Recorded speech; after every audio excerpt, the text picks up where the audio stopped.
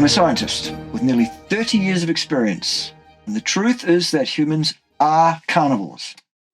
In this video, I'll break down the biggest 3 reasons that seem to prove this. Let's get into it.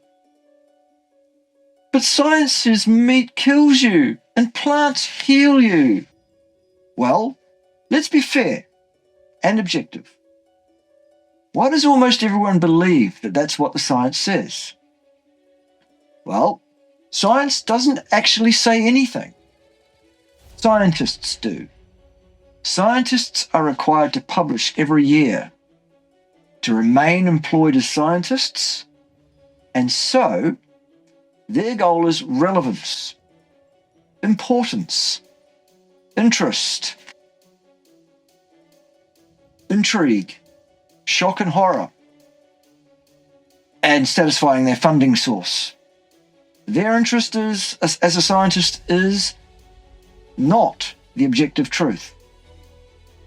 Science, a disciplined process by which scientists are expected to provide insights, remains steadfastly silent. It has no voice. Science requires a properly controlled experiment to be able to inform on cause and effect.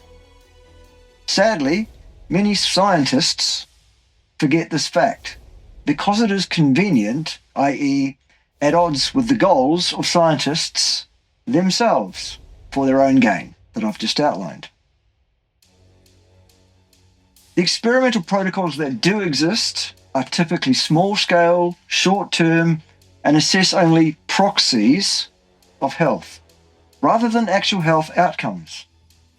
These proxies are usually based on a lot of guesswork, much of which is easily shown to be false. Further, these experiments typically get nowhere near enough control to isolate any one input as that relates to the outcome being measured in a cause and effect manner. I'll talk about uncontrolled impacting factors in a minute. Every single large-scale, long-duration study that you will see that talks about hard health outcomes of any kind over any decent period of decades, or indeed longevity itself, is an associative study of some kind. Associative studies are not experiments, and they cannot inform us on cause and effect either. People were followed for a number of years. In these studies, no experiment is being done. Nothing is being isolated from the unlimited number of other parallel impacting factors. The classic example of confounding impacting factors is this. People who eat a well-balanced diet live longer. Sure, at large. However, they also tend to be of higher socioeconomic status, education status, they tend to exercise more, smoke and drink less, etc., etc. It's called healthy user bias, and it totally removes the ability to ascribe the longevity noted to the diet. Here's the verdict on nutrition and health science. Let me be very clear. No science linking diet of any kind to actual health outcomes exists anywhere. None. All of what does exist is constructed consensus and mechanistic speculation-based position statements. Look at it this way. If any good science really did exist, no position statement would be needed, and the nutrition debate would be over. It's clearly not over. So, why do I think humans are adapted as carnivores primarily? And that carnivore is the ideal diet for humans. Let's go. Reason number 1. Nitrogen isotope testing establishes it. Any animal eating more than 70-30 meat and fat plant material is classified as carnivore. But what does that have to do with humans today? let's say in the last 13,000 years? Well, genes change very slowly, and humans have not changed much in the last 13,000 years at all. Well, we're shorter, we have smaller bodies on the whole, we're less muscular, we have smaller brain cavities, smaller jaws, and a host of problems related to a diet rich in plants to which we are not adapted. Do we still have some genes that are from our ancient plant-eating origins some 5 million years ago? Sure. These were not deleted from our genes because they cause no problems for us. Example, salivary amylase, so we can break down carbohydrates. This form of skeletal remains testing of nitrogen isotopes, the N14, N15 type, tells us how much meat versus how much plant-based protein a human ate while it was alive. Definitely. Even if that skeleton is over 100,000 years old. The answer for humans, or human skeletal remains, from all over the world, as early as 100,000 years ago, right up until 13,000 years ago, is 80-20 or thereabouts, meat versus plants. Anthropologists tell us that humans have probably been eating almost exclusively meat and fat for about 5 million years, in fact. So now that we know what humans have eaten, we know how natural selection has molded our bodies, our physiology, our organ systems. What does this mean for you? Well, if you're a human, then you are best adapted to a diet of 80% meat and fat or more, and 20% plant material or less. I'd suggest you eat only plants that were in existence 13,000 to 100,000 years ago, mind. So, in summary, it seems you are best adapted to a carnivore diet if you are a human being. So, that is how you should probably eat. Reason number 2. You do not need any carbohydrates in your diet at all. Not 1 single gram ever. But you might say just because you don't need it, that doesn't mean no carbs is optimal. Well, you should do what you feel is right for you, of course.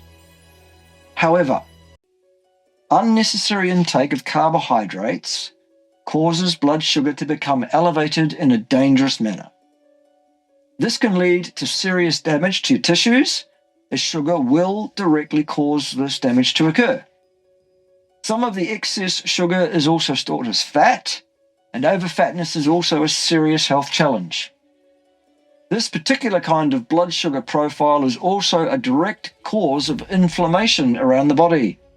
And inflammation seems to be a vital starting point for diabetes, heart disease, many forms of cancer, dementia, and early death. As I said, there is no cause and effect proof of any health outcome as that relates to any aspect of diet, sure. But the mechanistic speculation here seems to be much more robust than any idea suggesting fat is bad. I'll cover that in another video. What does this mean for you? Well, if what I've said about carbs makes sense to you, then you'll want to severely limit your intake of carbs. That's not advice, by the way, it's my professional opinion. So, summary.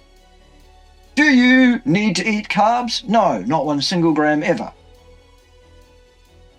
Is there or are there good reasons, it seems, to limit carbs to very low levels? Yes, it seems there are. And so it's my professional opinion that that's what you should probably do. I'd suggest, as a good number, less than 50 grams of carbohydrates total on a daily basis. Again, that's just my opinion. You do you. Reason number 3. Yes, that's 3. Good. Plants alone cannot supply all the nutrient that you need. meat and animal fat can. Oh, but meat has no vitamin C and no fibre, so I must be lying. Well, meat does in fact contain vitamin C, and as it turns out, perfectly enough. How do we know that? Well, millions of people around the world now eat a carnivore diet, and many of them have been doing that for many decades already, actually. And there have been exactly 0 cases of reported and established scurvy in that population. Okay? As far as fibre goes, fibre is not a dietary requirement for human beings. That's a fallacy. See the video I've linked on the screen and also below the video in the show notes. It's covered there. The cancer versus fibre argument is another example of poorly disciplined associative work. There is no experimental evidence for this cancer claim. What is missing, though, or insufficient from a plant-based diet? Well, vitamins B12 and B2, DHA, EPA, omega-3 oils, heme iron, a fully bioavailable calcium, vitamin D3, fully bioavailable protein, creatine, carnosine, taurine, zinc, and a host of others. For support regarding these assertions, just do a search on the interwebs. It's all covered there. You just need to learn to search openly for information instead of blindly believing cultists, really. So, in summary, plant-based diets are destitute of nutrition and are not therefore a good idea for humans. Okay, so now that we have the top 3 reasons that you are a carnivore biologically pinned down, so what? What does that mean for you? Does it mean you have to be 100% carnivore forever now? And what if you're still worried that there might be nutrients in plants you'll be missing?